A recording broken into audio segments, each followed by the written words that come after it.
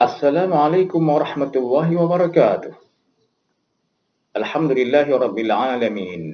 Wabihi nasta'in ala umuri dunya waddin. Wassalatu wassalamu ala asyrafil anbiya wal mursalin. Sayyidina Muhammad wa ala alihi wa sahbihi ajma'in. Amma ba'd. Para pemirsa, selamat menyaksikan video pembelajaran kali ini dengan materi pembelajaran metodologi studi Islam. Pembelajaran ini disusun berdasarkan kepada RPS yang berbasis OB, yakni Output Basic Education, yaitu sebuah metode pembelajaran yang mengutamakan tercapainya hasil nyata yang akan diperoleh oleh para pelajar ataupun mahasiswa.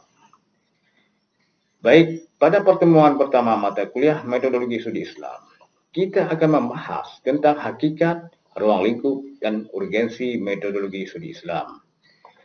Materi ini sangat penting karena akan menjadi dasar bagi kita dalam memahami bagaimana Islam dikaji secara ilmiah, akademik, dan sistematis. Setelah mengikuti pembelajaran ini, saudara diharapkan mampu menjelaskan pengertian metodologi studi Islam, memahami ruang lingkupnya, serta menjelaskan pentingnya mempelajari metodologi studi Islam.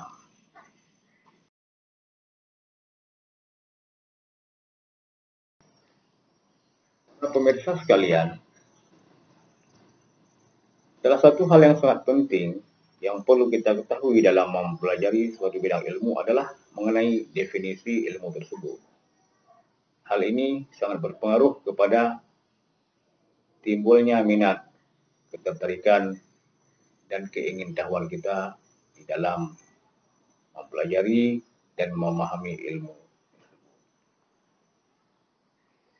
Secara sederhana, metodologi berarti cara atau langkah yang digunakan untuk memperoleh pengetahuan secara sistematis. Kata metodologi berasal dari bahasa Yunani. Metodos berarti cara atau jalan. Sedangkan logos berarti ilmu.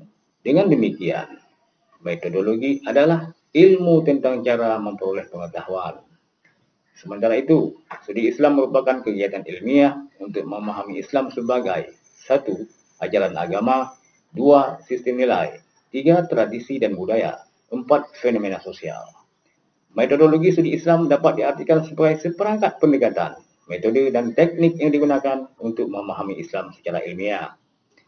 Menurut Harun Nasution, studi Islam tidak cukup dilakukan hanya melalui pendekatan normatif, tetapi juga perlu menggunakan pendekatan sejarah, sosial, budaya, dan pemikiran. Oleh karena itu, metodologi studi Islam membantu kita memahami Islam secara lebih komprehensif.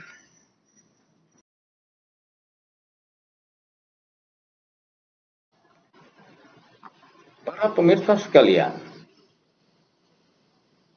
tidak kalah pentingnya juga yang harus diketahui oleh seorang pelajar dalam mempelajari suatu ilmu pengetahuan adalah mengenai ruang lingkup ilmu yang dia pelajari. Maka dalam hal metodologi studi Islam, kita juga perlu mempelajari dan mengetahui ruang lingkup. Ruang lingkup metodologi studi Islam sangatlah luas. Secara umum mencakup 3 aspek utama. Pertama, Islam sebagai doktrin. Islam dipelajari berdasarkan sumber-sumber utama, yaitu Al-Quran, hadis, ijma', dan qiyas.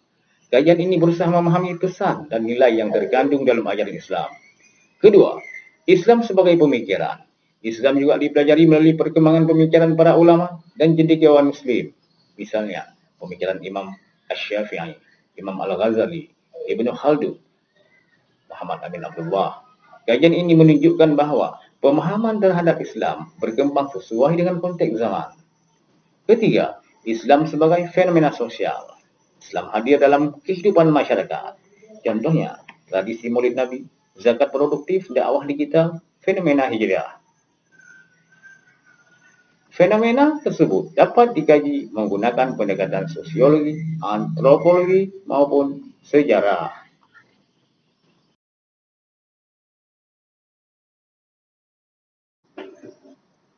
Para pemirsa sekalian, berbicara Islam dalam ruang lingkup dia sebagai sebuah pemikiran.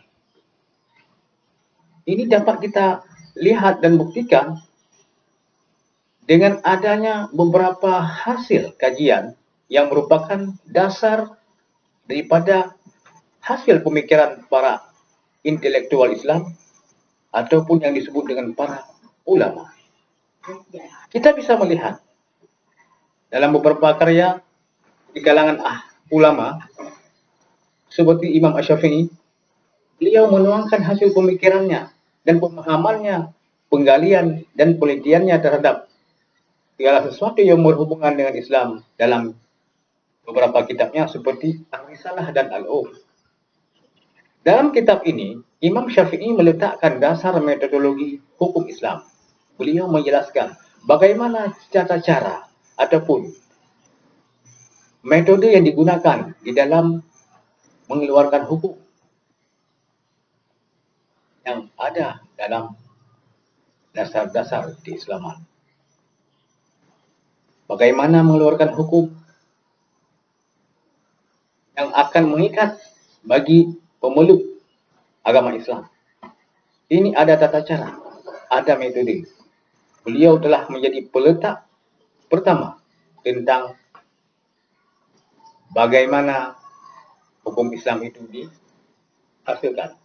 Kemudian kita melihat kepada karya Imam Malik dalam kitabnya yang bernama Al-Muwatta. Ini pun salah satu kitab yang menjadi referensi banyak masyarakat muslim di belahan dunia. Kemudian kita melihat hasil karya daripada Imam Al-Ghazali yang sangat terkenal, yaitu Ihya Ulumuddin.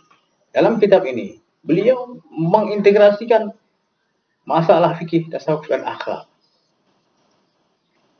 Ini merupakan dasar pemahaman beliau yang beliau warisi dalam sebuah karya ilmiah sebagai dasar hasil kajian, penelitian, dan output yang beliau hasilkan dan beliau sumbangkan kepada kita hari ini, sehingga menjadi khazanah ilmu pengetahuan yang sangat berharga bagi kita sekarang ini. Tradisi kajian Islam sebagaimana yang telah kita jelaskan di atas menunjukkan bahwa Islam berkembang melalui dialog secara ilmiah dan penghargaan terhadap perbedaan dalam kapasitas mereka sebagai ahli ilmu dalam berbagai bidang pengetahuan keislaman.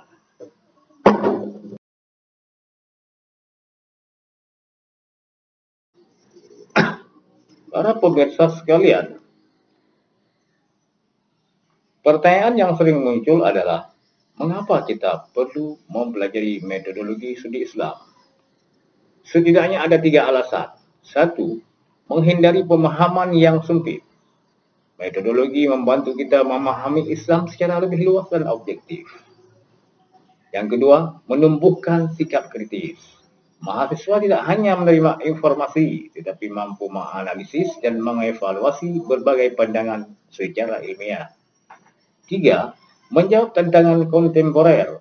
Perkembangan teknologi dan perubahan sosial melahirkan berbagai persoalan baru. Misalnya, artificial intelligence, transaksi digital, media sosial, isu keluarga modern. Semua persoalan tersebut membutuhkan pendekatan metodologis yang tepat dalam kajian Islam.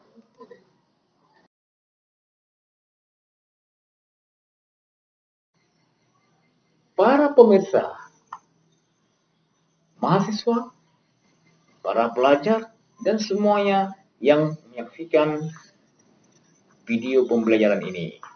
Sebagai penutup dan refleksi, dapat kita simpulkan bahwa 1. Metodologi studi Islam adalah ilmu tentang cara memahami Islam secara sistematis dan ilmiah.